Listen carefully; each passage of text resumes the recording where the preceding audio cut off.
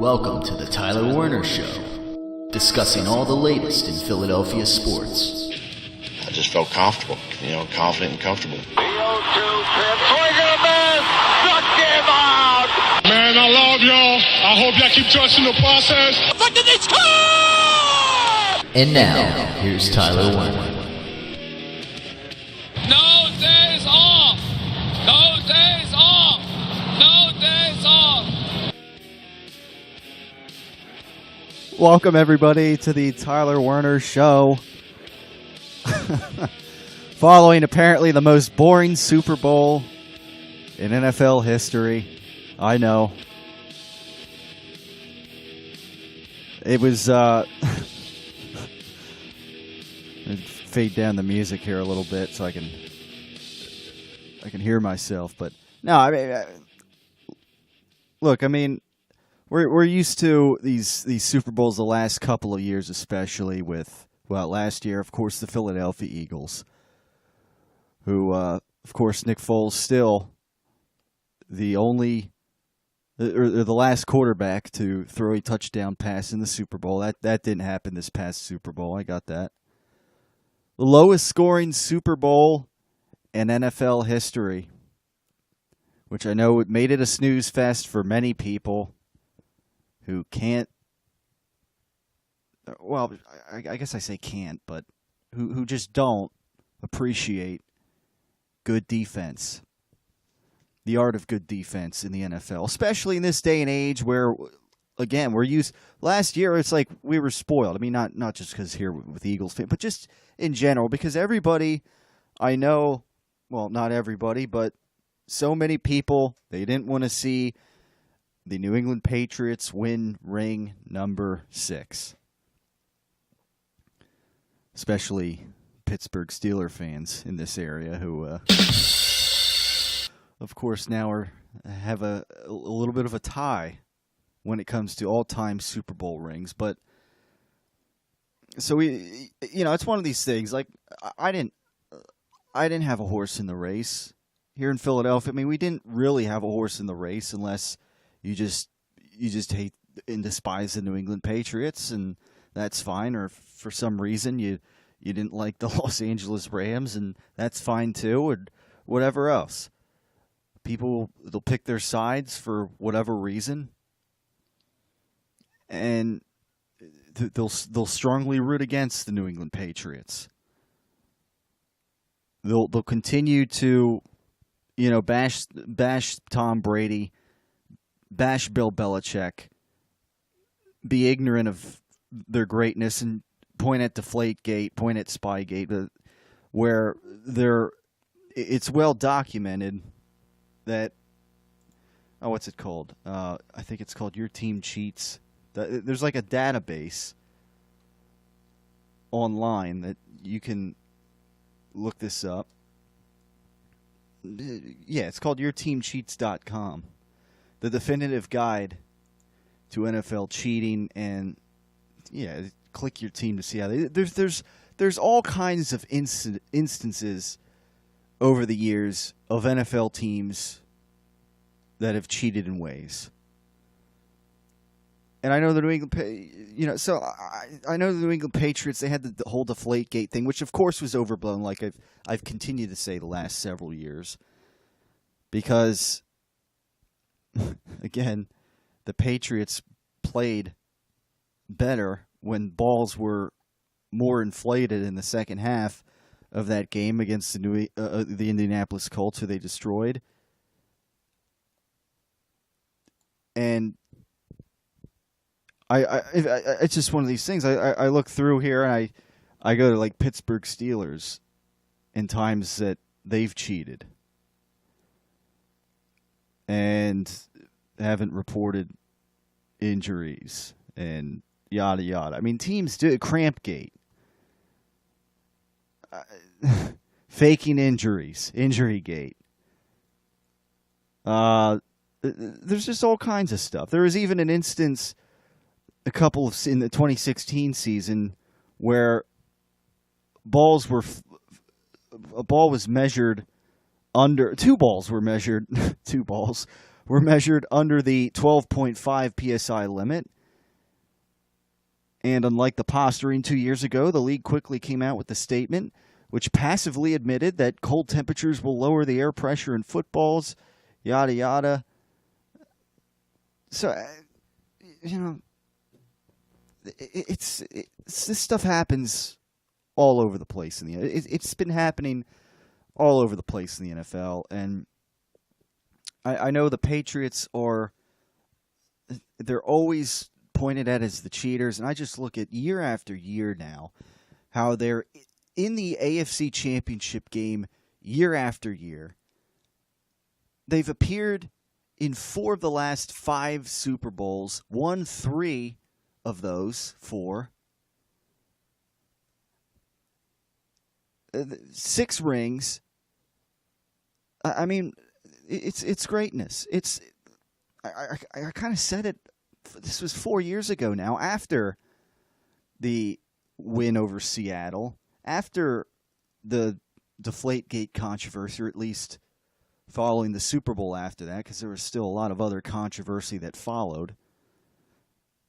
And at that time I said, well, it's getting, when it's all said and done, it's going to be hard to argue to me that Bill Belichick, Tom Brady, they're not the best coach and quarterback of all time. And then 2 years later, what happened against Atlanta in the Super Bowl?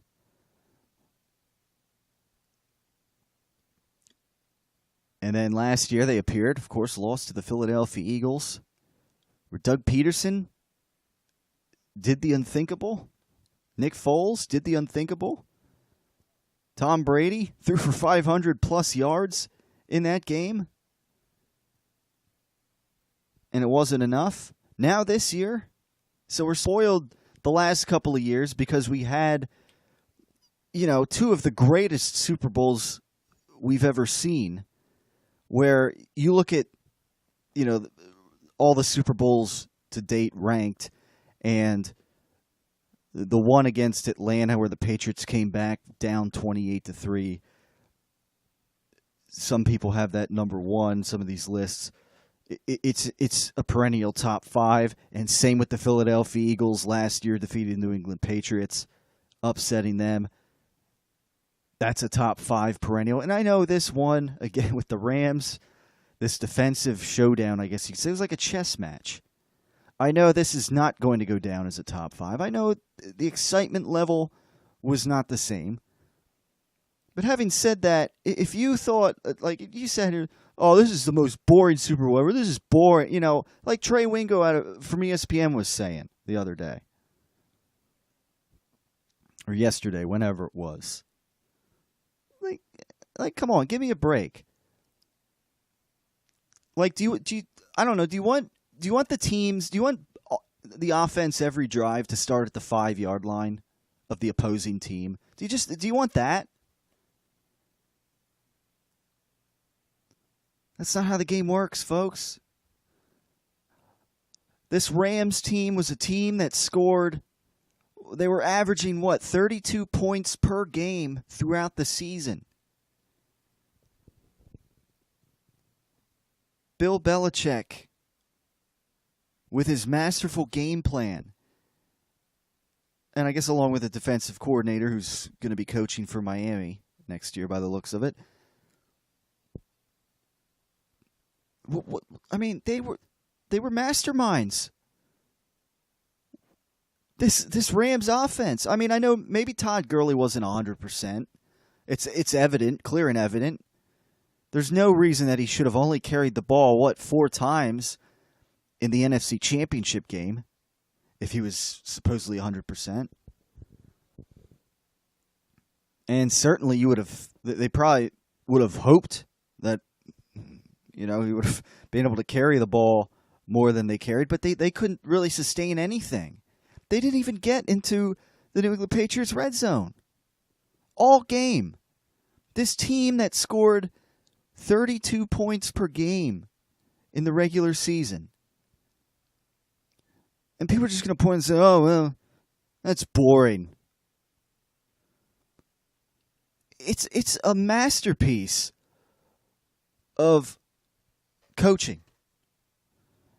And certainly some important plays that were made by the players, like Bill Belichick were on to say, a lot of great players, and you got McCourty at one point down the stretch in the game, saving a touchdown reception from happening at a Brandon Cooks or whatever, and it was like 20 yards away. Like the ball's thrown by Goff, and McCoy, I don't know if it was a missed assignment or if he was, I don't know what happened, but he comes from like 20 yards away from the time the ball leaves Jared Goff's hands, and he swats it in the nick of time, incomplete. I mean, if you can't appreciate stuff like that, I mean, don't watch the game. Not every game's going to be 41-33. Not every game, not every Super Bowl are you going to have this miraculous comeback where someone's down 28-3, and then they're going to come back and win the game 34. You're not going to have that in every Super Bowl. You're not going to have, like last year's Super Bowl, where the teams are going to be they're not going to punt the whole game. They're going to be scoring left and right. Throwing for 500 yards.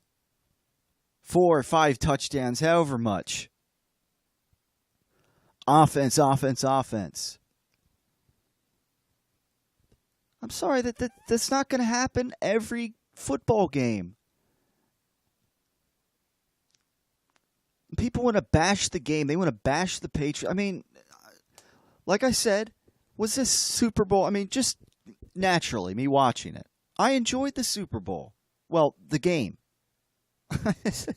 Just to clarify that. I enjoyed it. Would I have liked to have seen the Philadelphia Eagles in it instead of the Rams? Yeah. And seeing as how last year the Eagles, even though the defense kind of got torn up in the game, the Eagles did enough to win the game last year to tear the Patriots up. The Rams, whether it was Bill Belichick, he crafted the perfect game plan against this Rams team that was stacked.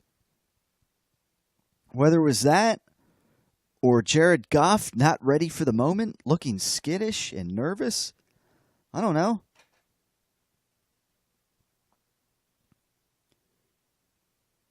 Maybe the Eagles would have made it a better game. I don't know. If Alshon Jeffrey catches that ball, the Eagles beat the New Orleans Saints. Could they have gone to Los Angeles and defeated the Rams again? Out on the West Coast, a third straight time? And maybe go to the Super Bowl and maybe given the Patriots a better game and maybe won a second one over the New England Patriots? The world may never know. But the point is, this Rams team was outcoached, outplayed. And I know, look, Tom Brady, hate the guy all you want. He didn't have his best game. And, credit to the Rams for what they were doing on defense. He had a Gostkowski missed field goal that he should have would have normally made in that situation, especially in a dome where the weather's really not a factor. I mean, I was watching some of the throws early, especially like Brady that Brady missed. I thought, well, like in the AFC Championship game in Kansas City where it was frigid temperatures, give him a blizzard and sub-zero temperatures, and he'd probably be playing better than how he's playing. I mean, he didn't play. It wasn't his greatest game by any means. Yeah. Maybe the Rams had something to do with that. The Patriots were able to move the football, but they were only getting so far into field goal range. And it took them really a while until they were getting inside the red zone, until eventually the play to Gronkowski, which pretty much set them up for the game-winning touchdown to kind of seal the deal. Of course, Julian Edelman, a MVP, no surprises here, the way he was making play. The way he just, these quick twitch muscle movements that he just, it gets wide open before you know, in the blink of an eye. I mean, credit to him. And credit to Bill Belichick, credit to the organization for assembling this team, this campaign, this 11-5 season. Like Jim Nantz and Tony Romo were saying, this was a Patriots team that lost its 5 games to non-playoff teams. And that many people, they're done. They're not the same Patriots. I had this, again, it's, a lot of times I go by feel when it comes to some of these games. And I see the New England Patriots, that very last game of the season. I know it was against the Jets. But I watch them like they're determined to go into the playoffs, go into the first round bye that they're going to get. They showed up that game.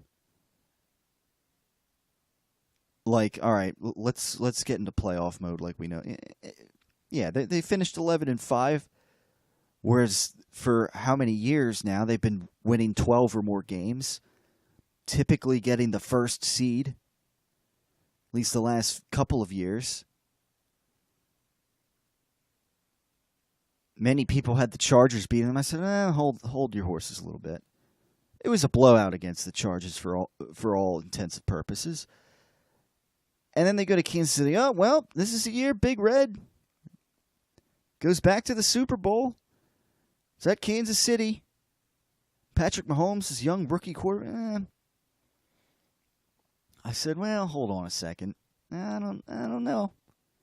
I think that that brand of New England Patriots experience, I think it's gonna be enough to win.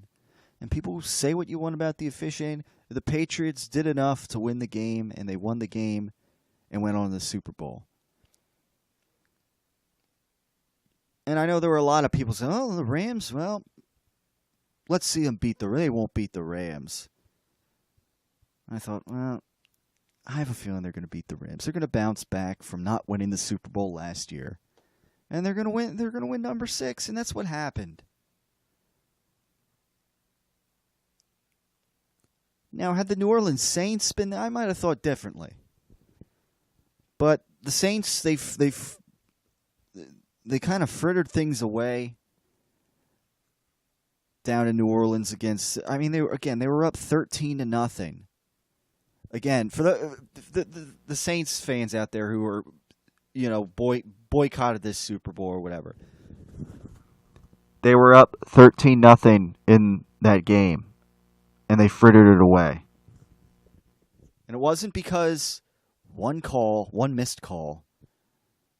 I mean, it's just, I don't know.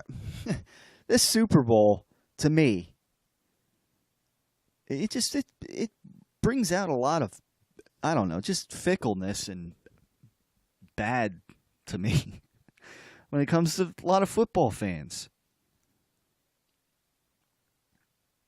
Like I said, I watched this game. Was it great offensively? No.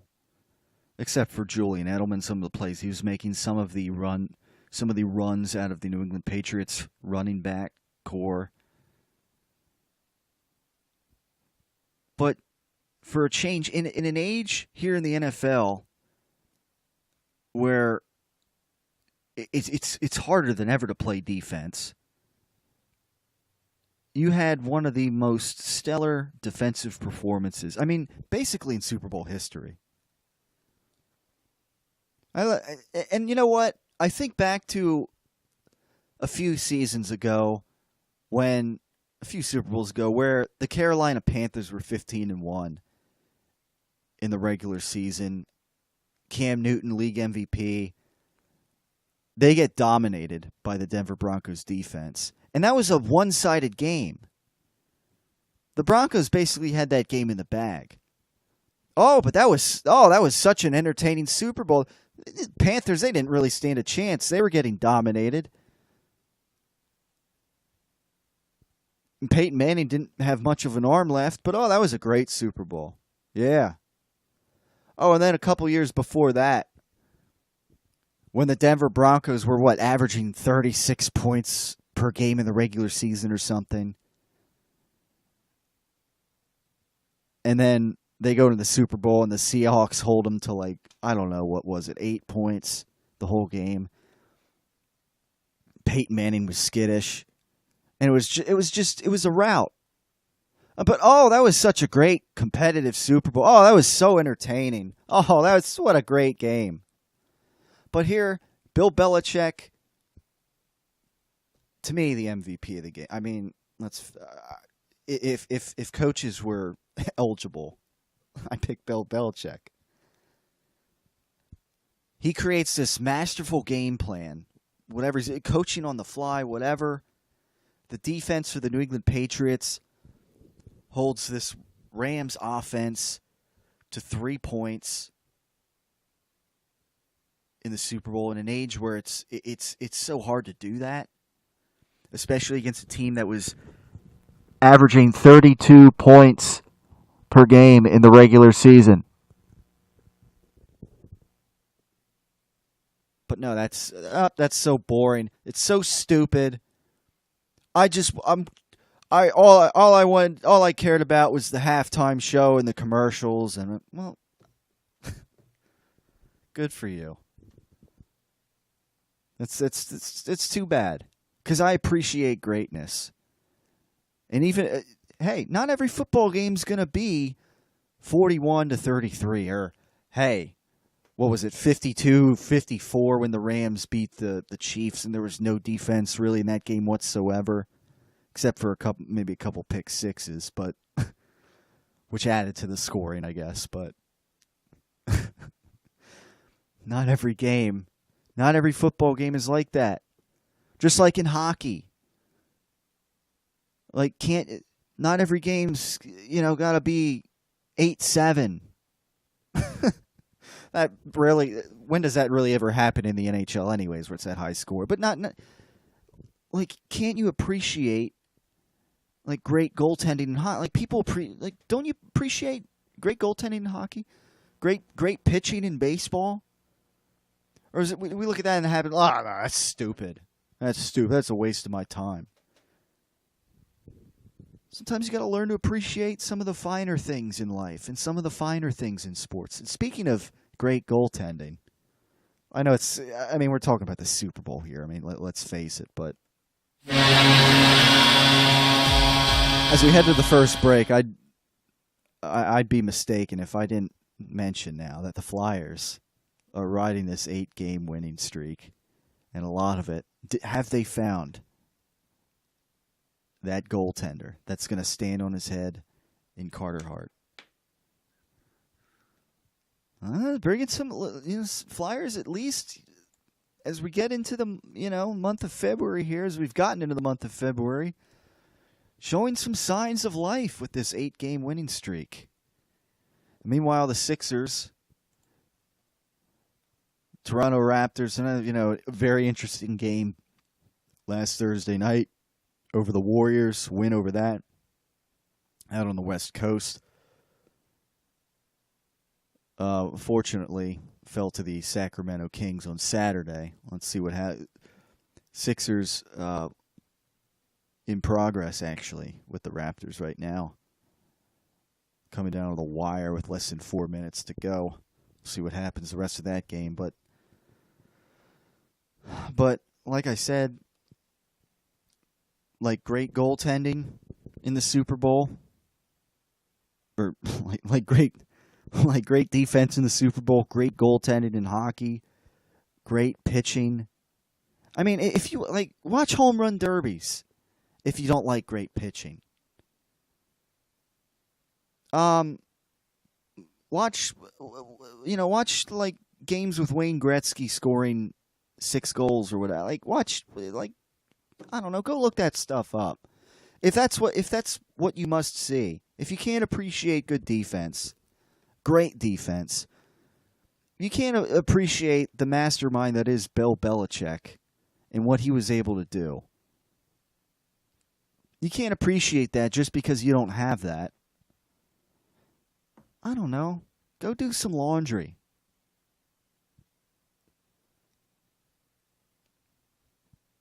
And if you enjoyed the halftime show, whatever, Adam Levine, it's kind of a shame to me that it's like the music is secondary anymore, really, in the halftime show. They just skip through some. I don't know.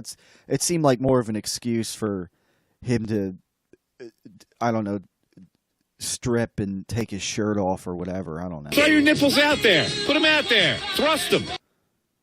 I hate to say it, but the last time I think I enjoyed a halftime show was when it was The Who, and that was, coincidentally, that was. I agree. Coincidentally, that was the Super Bowl that I believe New Orleans Saints fans were watching, in place of the Super Bowl that was actually occurring at the time. Since again, it's. I don't know. Sometimes it's times like these where I just get, like, come on, people. It's the Tyler Werner Show. You're a disgrace to this sport. We'll be back with more. We're going to take a break here. But we'll get back to this. We'll get into some other stuff, too, as far as Nick Foles and Carson Wentz goes. But, talking Super Bowl and how I don't give it as, at least the game. I don't really care about the rest. I'm a purist. And I give the game, hey, I tip my cap to Bill Belichick and the defenses that played in this game. That's about it. We'll discuss more after this. A word from Brady and Belichick, as a matter of fact. What defines the perfect ball? It's not just about size when it comes to Brady and Belichick's slow-cooked Italian meatballs. I've handled dozens of balls over the past week. We prepare our balls over time. The texture of the balls is very easy to identify. And that slow-cooked texture is one of the qualities that make Brady and Belichick's meatballs stand above the rest. But it's also Brady's unique rubbing process that only he has the authority to perform. When I pick those balls out, to me they're perfect. I don't want anyone touching the balls after that. I don't want anyone rubbing them. To me, those balls are perfect. Once the balls reached an equilibrium, we're down to the rubbing process. Brady and Belichick's slow-cooked Italian meatballs. When you're looking to make it a pasta night or doing a little catering, like Brady would say, to me, those balls are perfect. #1 box office attraction, #1 WWE superstar, multi-time WWE champion, Brock Lesnar. Time to revamp your office space, eh? Looking for an interior decorator? Look no further than Brock Lesnar. Now that's the way a real man uses a sledgehammer. Out with the old, in with the new.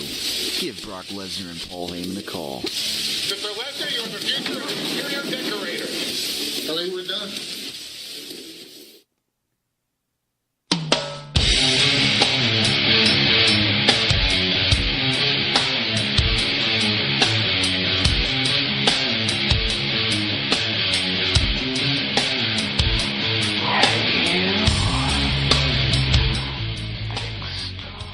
All right, bringing it back here on the Tyler Werner Show.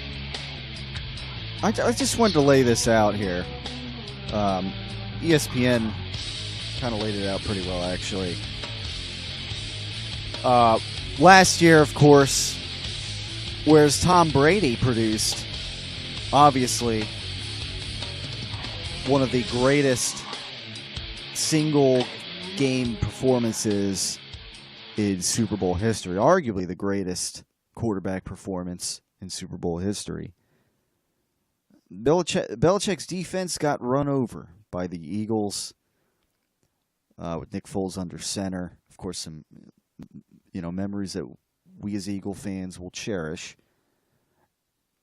And so, many Eagle fans are continuing to cherish right now. But this past Sunday, whereas Brady, kind of struggled with his worst passing performance in the title game, Belichick's defense saved the day, where the Patriots delivered Belichick's masterpiece in their 13-3 win over the Rams. What we saw from the Patriots on Sunday night was the best defensive performance we have ever seen in a Super Bowl. Not to be said is hyperbole. To start, the only other time a team has allowed just 3 points in the Super Bowl was when the Cowboys defeated the Dolphins 24-3 in 1971. Those Dolphins scored 22.5 points per game during the regular season, while Sean McVay's Rams were up at 32.9 points per contest. All right, so 33 points a game. The Pats allowed the Rams just 9.1% of their scoring average, the best mark in Super Bowl history. And there's a list here of teams where, like 2013, like I was talking about the Seahawks and the Broncos. The Broncos, they were averaging 37.9 points per game in the regular season. That's insane. And the Seahawks held them to 8 points in the Super Bowl. 21.1%. Again, they held... All right, well, let me go on here with the article. It'll basically kind of say what I'm saying here. You might argue that we're rewarding the Patriots for not allowing a late garbage time score, as was the case when the 1985 Pats scored a touchdown in the fourth quarter to shorten Chicago's lead to 44-10 in Super Bowl 20. The other side of the coin, though, is that the Patriots' defense couldn't simply pin its ears back and rush the quarterback all game. They weren't up against Steve Grogan. They had to come up with stops, drive after drive, to win against the Rams, who were the second-best offense and the second-highest scoring season in NFL history, scoring 13 points against the Rams, as the Patriots did Sunday, would have earned a team a 1-17 record against the Rams in the 2018 season. The only time the Rams failed to hit 13 points was when the Bears held them to 6 in Week 14, but Chicago was the much-celebrated best defense in football. The Patriots ranked 16th in defensive DVOA and had just allowed 31 points in the second half to the Chiefs in the AFC Championship game.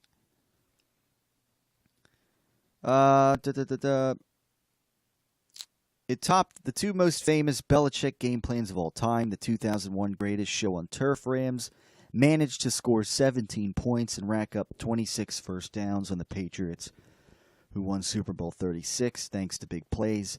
Ty Law took an errant Kurt Warner throw to the house for a pick six. The Pats recovered a Ricky Pearl fumble at midfield and scored their lone offensive touchdown before halftime. This defensive performance was more consistently dominant, though, with this 13-3 win.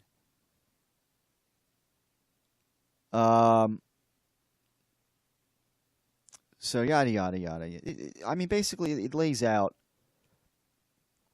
It basically lays out how this defensive game plan, this performance, is not to be taken lightly, folks. You want to look at it as boring? You don't appreciate good defense? Well, all right, that's fine. Patriots, they don't have to appreciate you back. I don't have to appreciate you either. So, you enjoyed the commercials, hopefully, in the halftime show. Kind of a fraction compared to the game as far as time goes. All right. That's all well and dandy. I kind of joked with my friends, if they're going to have an M-shaped stage, then, why can't they bring out Metallica instead? It's probably too heavy and not commercial enough in this day and age. But Maroon 5, I guess, was the way to end. Whoever else they had, I didn't. It just goes to show you, I really don't. It's not my cup of tea. in a game where bodies are crunching, and especially in a game like this where great defense is being played, great fundamental tackling that the New England like again, you look at other teams and a lot of the Patriots, they're always tackling well. Even if they're not the most talented defensive team, even if they're in the middle of the pack, 16th ranked defensive team on the season, but my point, bodies are out there crunching and, it's football. And in between you have Maroon 5. I don't know. It just, I've been saying it for years. It just doesn't, I don't know, it doesn't fit if you're going to have a halftime show, it just, I don't know. Doesn't fit the tone. Like I would never, I'm at the gym working out. I'm not going to listen to Maroon 5. I'm not going to be, cranking out power cleans and deadlifts.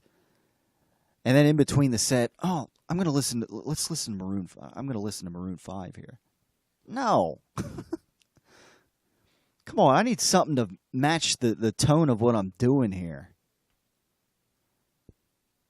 That's kind of what I like when it comes to football. But I know they're not going to have a heavy metal band play in that. I know. But maybe amp it up a little bit. I don't know. I'm kind of a purist. What can I say? And maybe you didn't enjoy the game, but I can appreciate good defense. Would I rather have seen the Philadelphia Eagles in the Super Bowl again? I want to see Carson Wentz. I want to see Carson Wentz take this. I want to see him prove some of these doubters wrong.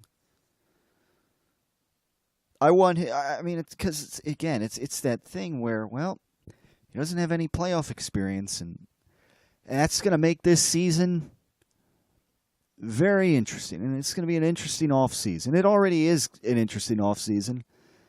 As today, we found out Nick Foles reportedly voided the option that the Eagles exercised.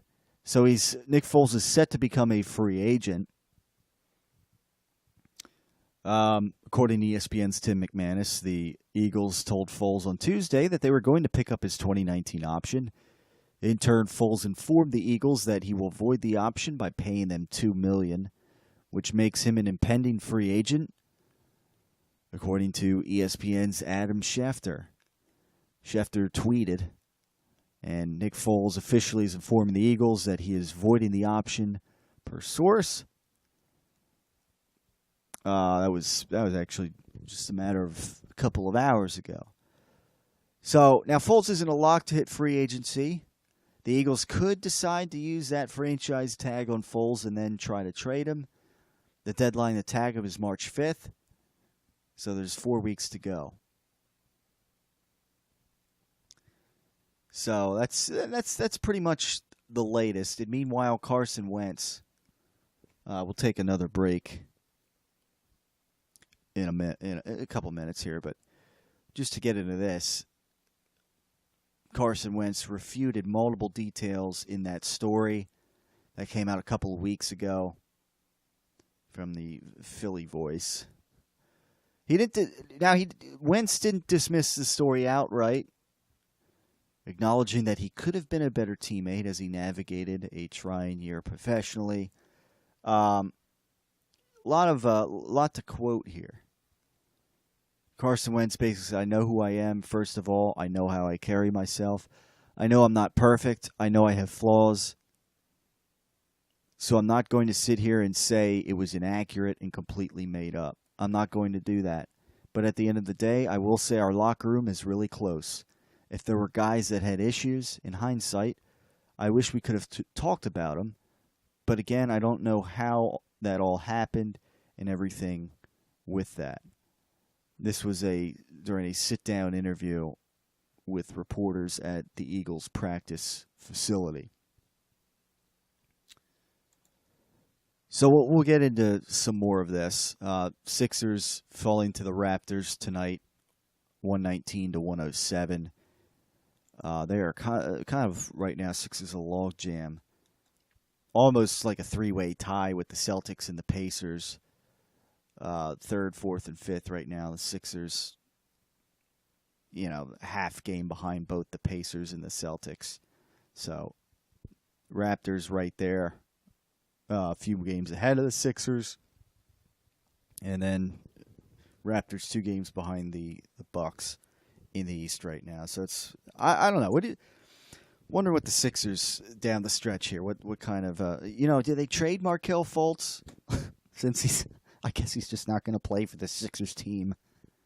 I guess he doesn't really have a role here. I don't know. So if he's not going to play, then they're not going to play him, he's not going to play. And it was kind of a sort of a waste of a pick. I guess get what you can for him. But it's I don't know. Kind of reminds me of the whole Andrew Bynum thing several years ago. It's like he was supposed to be this great player for the Sixers, just like Markelle Fultz. They moved up to get him, and unfortunately, it doesn't look like he's really going to play here. I don't know. Doesn't really look like he has a spot here for the Sixers now. Fast forward less than 2 years later. We'll come back and wrap things up. On the other side, we'll take another break. Some closing thoughts. Continue with this Carson Wentz talk, addressing the whole I guess rigmarole of Wentz being described as egotistical and selfish and uncompromising and yada yada by I guess unnamed Eagle players that we will never know who they were, I guess, according to that original Philly Voice story that came out a couple of weeks ago. We'll be back with more. Stay tuned for more right here on the Tyler Werner Show. Investigators are calling it the heist of the century. The grand robbery of Brady and Belichick's slow-cooked Italian meatballs, committed by some apparently hungry NFL officials who love their balls. I came in Monday morning. I was shocked to learn of the news reports about the balls and the process that happened between when they were prepared and went to the officials and went to the game. As shocked as Belichick was of the news, perhaps Brady, the last man out of the kitchen on that Sunday night, was even more shocked to hear of the news of the theft. I have a process that I go through. It was the same process that I always go through. When I felt them, they were perfect. I mean, I wouldn't want anyone touching those. I would zip those things up and lock them away, and that's what I thought I was doing. As Brady and Belichick up the ante on their ball security, you'll just have to pick up a pack of their meatballs the next time you hit the grocery store and enjoy just how perfect these balls really are. Tom's personal preferences on his ball security are something that he can talk about in much better detail than I could possibly provide. Oh God, ease our suffering in this our moment of great despair. Are you and your family in a time of suffering? Or maybe you're suffering alone?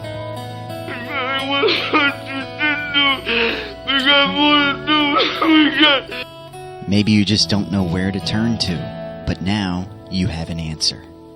You give God some of you, and He'll give some of Himself. The wise words of Tilton Talk will guide you on your way. Every weekday from 10 to 11 a.m. on Repentance Network. Oh, hallelujah! Come on, everybody shout with me. Hallelujah! Hallelujah! Tune in to Tilton Talk every weekday morning from 10 to 11 a.m. and soon you'll be shouting hallelujah. He's able to do exceedingly abundantly above all that we could ask or think.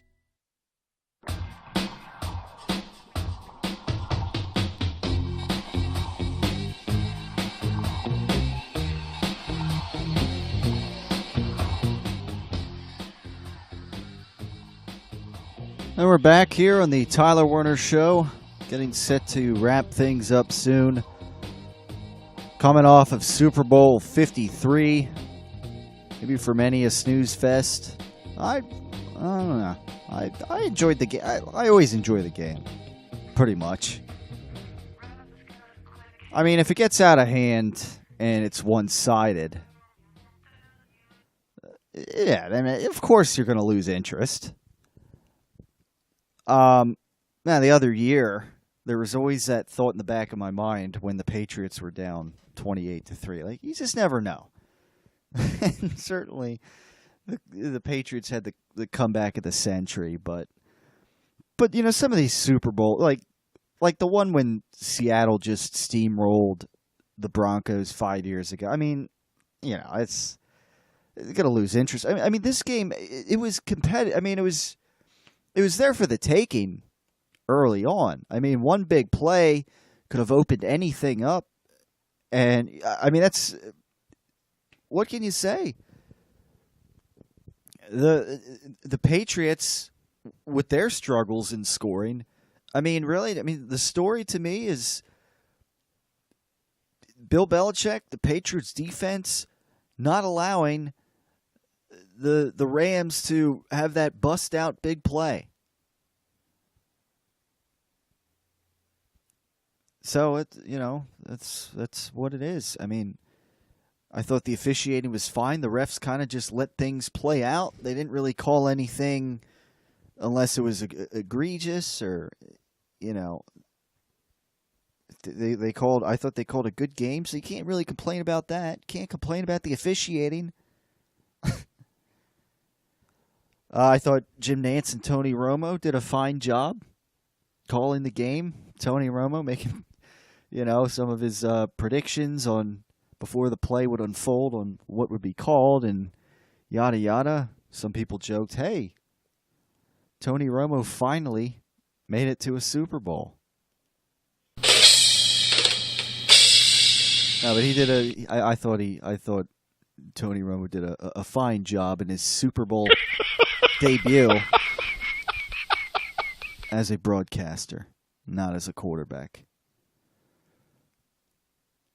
So, I was, to me, it wasn't a high scoring shootout, no, but not every football game's going to be like that. And like I said, I just appreciate the greatness that is Bill Belichick and Tom Brady, even though Tom Brady wasn't at his finest when he had to make that throw, though, to Gronkowski. He made some good throws when they needed to be made, and it was enough to win the game, and a lot of that is in part to the Patriots defense. I mean, it's impressive. After all these years, to still be on top of their game. I mean, people want to say, "Oh, I'm tired of seeing the Patriots in the Super Bowl." Well, it's too bad that nobody, I guess, is putting together, something good enough to stop the Patriots from getting to the Super Bowl. Except for the Broncos the other year ago. It's been all Patriots. Well, after all these years, I mean, Bill Belichick's been like a chameleon of a coach as the league has changed and evolved. Tom Brady, serious 41 years old. The game has gotten faster. And what can you say? He's still out there winning Super Bowls at his age. It's just, it's impressive. And if people can't appreciate it, like I said, I can't appreciate you. I can't respect you. Anyhow, getting back to this Carson Wentz story. Wentz was previously described as egotistical, selfish, and uncompromising in the story a couple of weeks ago, which cited more than a half dozen players and other sources, all of whom were quoted anonymously. He was accused of playing favorites and resisting certain concepts because he viewed them as Nick Foles stuff. Wentz said he was caught off guard by the report and, quote, "It kind of came out of nowhere. I was literally eating breakfast with my wife, and a member of the Eagles media relations staff texted him. Literally, we do like quiet time in the morning. We eat breakfast, and then I go sit on the couch. So I'm about to go read my Bible, and then I get that text, and now I'm reading this. Wentz said he didn't really sense the friction internally described in the piece, but he didn't dismiss the notion out of hand. Quote, it's never fun to read, but to an extent, you look at it and be like, well, if someone did have this perception of me, why?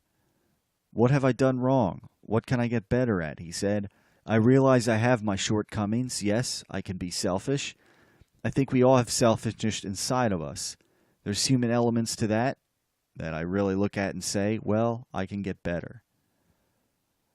Of course, a host of teammates spoke out on social media in defense of Wentz, as we were discussing last week. While a senior team official described the quarterback as a good person with great character, to ESPN's Sal Paolantonio. I agree. Yeah, there he is. There's Sal. The official added, story has no legs. Wentz said he initially tried to, quote, play detective to figure out who may have contributed to the story before deciding it ultimately didn't matter. Carson Wentz said, I'll learn from it, and we'll all learn that, A, things shouldn't kind of come out the way it did, and B, the pieces that I can learn from it and be a better teammate and player and all that stuff, I will grow from, he said. But other than that, just turn the page. There were specific details inside the Philly Voice story that Wentz disputed, asked about the notion that he was once verbally attacked by a highly respected teammate for not being a team guy. Wentz said, I didn't know what that was. I will say I didn't know what that was all about. While conceding he and Foles, the Eagles' backup quarterback, see the game differently to a degree and like different concepts, he flatly denied being resistant to running plays that might be associated with being, quote, Foles stuff. He also pushed back on the charge he bullied offensive coordinator Mike Groh. Groh and I talked to each other that day when it came out, and I think we all know that never took place, Wentz said. I even go back to the year before with Frank Reich. I know Frank has gone and said that he and I used to have these competitive arguments, but they're healthy. That stuff happens. That's, I think, what good football teams have. The ability to respectfully do that and kind of be stubborn in those things. It was the same way with Groh. In my opinion, he is a very good football mind, and in my opinion, I feel like I have something to contribute to, so I thought we had some really healthy dialogue. To say, quote, bullied him, I'd say that's kind of disrespectful to Groh. I don't think anyone bullies him. Now, Wentz acknowledged he maybe wasn't the greatest teammate at times over the past year because he was emotionally kind of all over the place. Quoted, as he battled multiple injuries, worked separately from the group while he rehabbed and had to watch team success from the sideline. You go through the ACL injury and you're just 100% determined to get back. That's like what my mind is on. And looking back, where there are things that maybe I neglected as a teammate and as a friend because I was just so determined, and that's all that mattered, Wentz said. So that's pretty much the gist of that. I think Wentz kind of putting some things through it, like, yeah, no, that didn't happen, or that was taken out of context.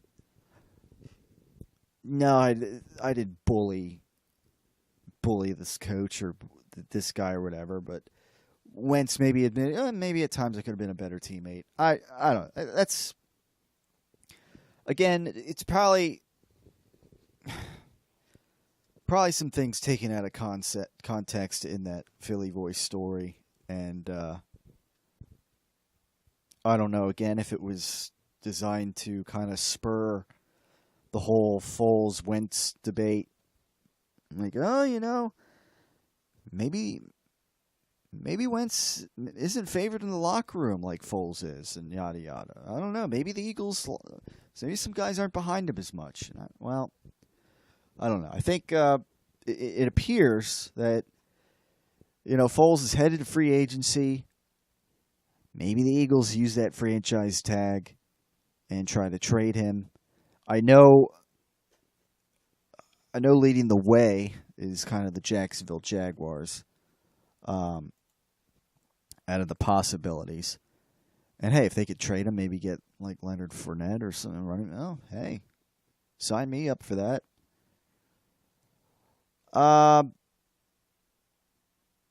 So that's. I know some other teams thrown out there in the mix. Let's see, Giants, Redskins, depending on what they think with Alex Smith, the Bengals, Raiders, the Broncos, another Miami Dolphins. Those are kind of towards the top there, and then of course the Jacksonville Jaguars. We'll see what happens. But like I said, I mean, the Eagles are banking on Carson Wentz coming back next season, perhaps like the Wentz that we saw take this team 11-2. Hopefully, maybe no back issues holding them back. No, obviously no maybe hesitation with the knee.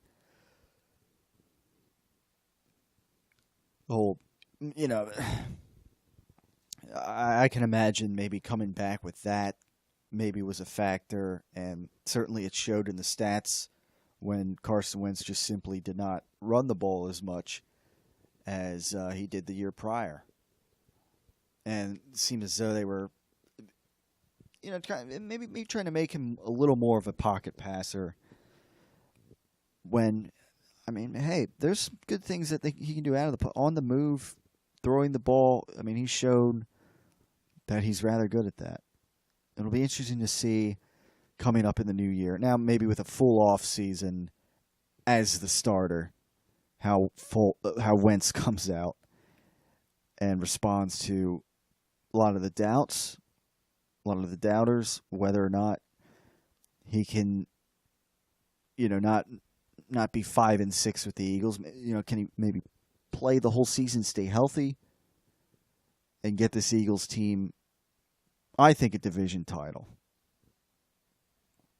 I think that should be the expectation here.